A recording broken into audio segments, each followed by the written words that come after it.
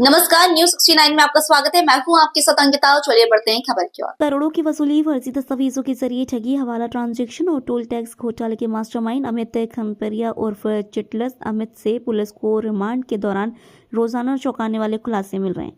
3 दिन की रिमांड पर लिए गए आरोपी की स्वीकृतियों के आधार पर पुलिस ने सोमवार को जबलपुर और सतना में ताबड़तोड़ दबिश दी, जिससे पूरे नेटवर्क में हड़कंप मचा। सोमवार सुबह पुलिस की विशेष टीम ने अचानक खनपरिया के जबलपुर स्थित ऑफिस पर छापा मारा।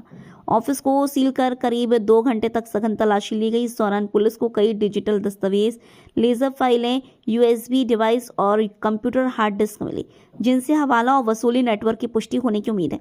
सूत्रों के अनुसार बरामद दस्तावेजों में फर्जी कंपनियों के नाम, अधुआरी के नाम पर ठगी के मॉड्यूल और टोल कलेक्शन से जुड़े संदिग्ध रजिस्टर शामिल है। पुलिस की दूसरी टीम ने सतना में खनपरिया के घर पर दबिश दी, जहां से एक लाइसेंसी पिस्टल बरामद की गई। पुलिस अब इसकी वैधता और उपयोग की जांच कर रही है।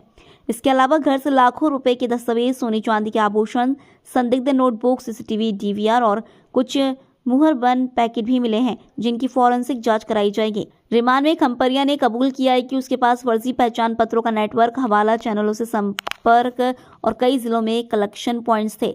पुलिस अब जब्त दस्तावेजों के आधार पर उसके एजेंटों और पार्टनर्स की सूची तैयार कर रही है। नागपुर और मुंबई के 2 एजेंटों के नाम पहले ही सामने आ चुके हैं, जिनके मोबाइल नंबर और बैंक ट्रांजैक्शन से कई चौंकाने वाले लिंक जुड़ रहे हैं। पुलिस सूत्रों के अनुसार जब्त सामग्री से केस का दायरा और बड़ा हो गया है। अगले 48 घंटों में कई बड़े नामों पर शिकंजा कसने की तैयारी है। जबलपुर से वाजिद खान की रिपोर्ट। तो पकड़ा गया था, अब तक क्या अपडेट है? रिमांड पर भी लिया गया क्या? देखिए, संजीवनी नगर के एक प्रकरण में अमित खनपरिया, जो लंबे समय से फरार चल रहा था, उसकी गिरफ्तारी की गई थी। माननीय न्यायालय से 3 दिन का पुलिस रिमांड प्राप्त किया गया था। उस पुलिस रिमांड के दौरान उसके पास जितने भी अस्त्र थे, उसके पास जो ऐसे कागजात थे जो लोगों को उसने ठगा था, उसके ऑफिस से उन कागजातों की भी तलाशी हुई। लगातार उसके जो अंगरक्षक तथाकथित थे, उनके पास भी पुलिस गई है। कल रीवा सतना भी उसको लेके गई थी पुलिस। तो लगातार इसमें कार्रवाई चल रही है।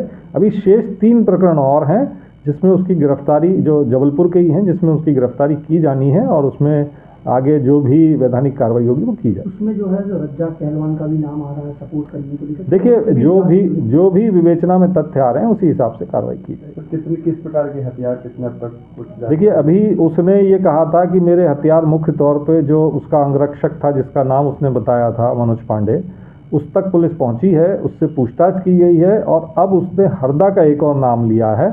तो संभवतः आज या कल में पुलिस हरदा उसको लेके जाएगी। ये जो बंदूकें हैं, तो इनका लाइसेंस है कि? शुरुआती दौर में उसने, चूंकि पुलिस को वो नए नए तथ्य बताता है और अधिकतर तथ्य जो हैं वो बताता है, वो झूठे निकलते हैं, तो पुलिस लगातार अपने स्तर पर तस्दीक कर रही है कि कौन सा अस्त्र उसका जो है, आर्म्स जो थे वो लाइसेंसी थे, कौन से गैर लाइसेंसी थे, उसमें विवेचना की जाए। लगभग कितने हथियार? देखिए, मैं जैसा पहले कहा कि वो लगातार जो है हमारे पास जो सोशल मीडिया में उसने रील्स डालता था, जो फोटो डालता था, वो सारे तथ्य पुलिस के पास मौजूद हैं।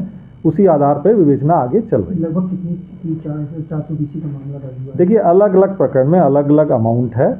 अभी जैसे कोतवाली में जो हाल ही में जो रिटायर्ड व्हीकल फैक्ट्री के रिटायर्ड अधिकारी थे, उनका जो मामला दर्ज हुआ है, उसमें 25 लाख रुपए की राशि थी, जिसमें से 22 लाख उसने उनको वापस नहीं किए थे। तो कुछ संबंध कागजात और कुछ सोने चांदी के आभूषण अभी लगातार तलाशियां चल रही हैं। इस संबंध में कुछ भी कहना मुश्किल है। कुछ ऐसे पीड़ित भी हैं जिनके साथ पहले भी हुई, वो भी पुलिस से संपर्क करने का लगातार प्रयास कर रहे हैं। फिलहाल इस खबर में इतना ही। आप बने रहिए न्यूज 69 के साथ। नमस्कार।